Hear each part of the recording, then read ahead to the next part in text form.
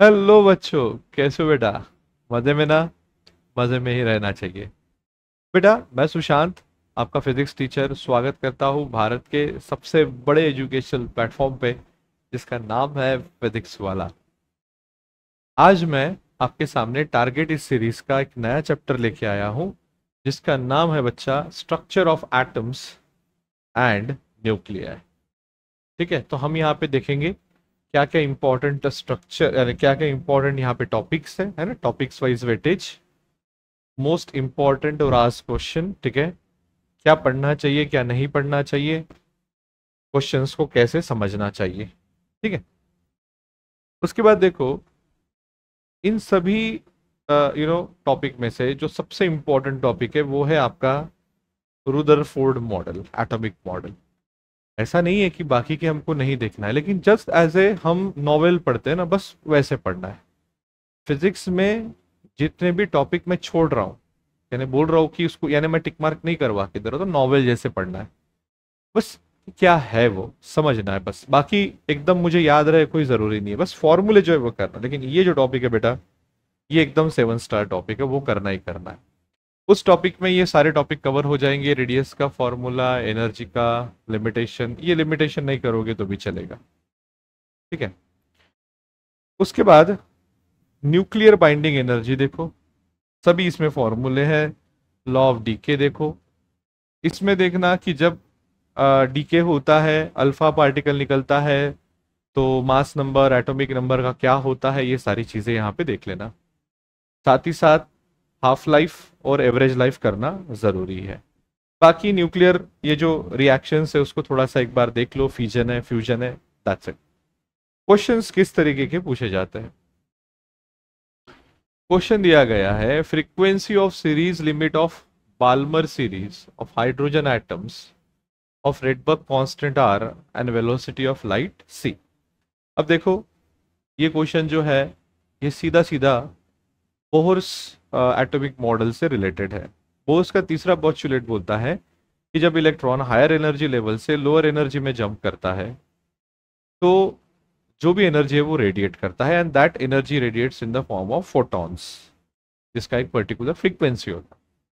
आपको ये फॉर्मूला शायद पता होगा, है ना, कि 1/λ is equal to R 1/n² minus 1/m²। तो ये जो है बेटा, ये हमको तीसरे पोस्टुलेट से इसका आइडिया मिलता है। तो ये कुछ ऐसे क्वेश्चन यहाँ पे पूछे जाते हैं। उसी तरीके से an electron in the hydrogen atom have energy of this, the difference of its kinetic and potential energy. अब देखो, ये मैंने आपको शायद ग्रेविटेशन में बताया होगा, अगर मैंने ग्रेविटेशन का लिया होगा डेफिनेटली तो मैंने उसको बताया होगा। ये आप कंसेप्ट जो है ध्यान में रखना, कि जब कभी भी ऐसा क्वेश्चन आता है तो ये हमेशा ध्यान में रखना कि टोटल एनर्जी होती है बेटा -x, काइनेटिक एनर्जी होती है x, और पोटेंशियल एनर्जी होती है -2x। तो ये x में वैल्यू पुटअप करके आंसर निकालेंगे। देखो, एक इलेक्ट्रॉन है हाइड्रोजन आइटम में जिसका टोटल एनर्जी होगा ये, the difference of its kinetic and potential energies. देखो, काइनेटिक और पोटेंशियल एनर्जी में डिफरेंस कितना रहेगा? काइनेटिक एनर्जी x है, पोटेंशियल एनर्जी 2x है, तो x -2x कितना हो जाएगा? 3x।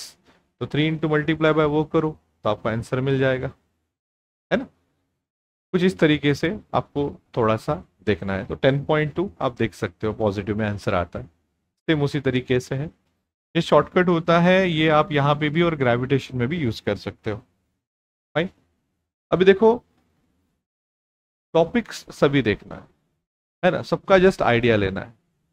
थॉमसन एटॉमिक मॉडल चलो आप नहीं पढ़ते तो भी चलता है, ये भी मत पढ़ो, ये थोड़ा सा पढ़ लो, रुदरफोर्ड का एटॉमिक मॉडल क्या था पढ़ लो। ठीक है, डिफिकल्टीज क्या थी पढ़ लो, स्पेक्ट्रा पढ़ लो, ये तो पढ़ना ही है। ठीक है, बाद में सारी चीजें पढ़ लो, सारी सारी चीजें पढ़ लो, यानी नॉवेल जैसे पढ़ लो। एक बार टेक्स्ट बुक का रीड करो, अगर मान लो आपने बोर्ड का एग्जाम अच्छे से किया होगा तो अभी पढ़ने की जरूरत नहीं, आपको सीधा पता रहता है हाफ लाइफ पीरियड ये होता है कि भैया जितना अभी अगर मान लो 100 kg का यूरेनियम होगा तो उसको 50 kg में कन्वर्ट होने तक जितना टाइम लगता है, that is half life period. फिर 50 का जीरो होने तक नहीं, 50 का उसका आधा यानी 25। ये चीज थोड़ा सा आप ध्यान में रखो। ठीक है, क्वेश्चंस को कैसे अटेम्प्ट किया जाए, सिंपली पुट, मैं हमेशा बोलता हूँ, मेरे हर एक लेक्चर में बोलता हूँ क्या, कि पहले जो है गेट दी टॉपिक, है ना, कौन से टॉपिक से क्वेश्चन। अभी आपको ये पता है बोर्स एटॉमिक मॉडल से है, पहला दूसरा पोस्टुलेट लगेगा नहीं, तीसरा लगेगा। दूसरा गेट दी फॉर्मूला, है ना, फॉर्मूला मिला, फिर उसके बाद तीसरी स्टेप है सॉल्व। सेम अप्रोच आपको ये क्वेश्चन में भी करना है, जिसका तो मैंने पहले से ही बता दिया, राइट। तो ये था बेटा आपका structure of atom and nuclear का एक शॉर्ट गाइड, जो कि आपको आने वाले एमएसटी सीटे में बहुत काम में आने वाले हैं। बताए हुए टॉपिक पहले अच्छे से करो, बाद में बाकी के करो, fine. So that's all from my side, thank you so much, take care, bye bye.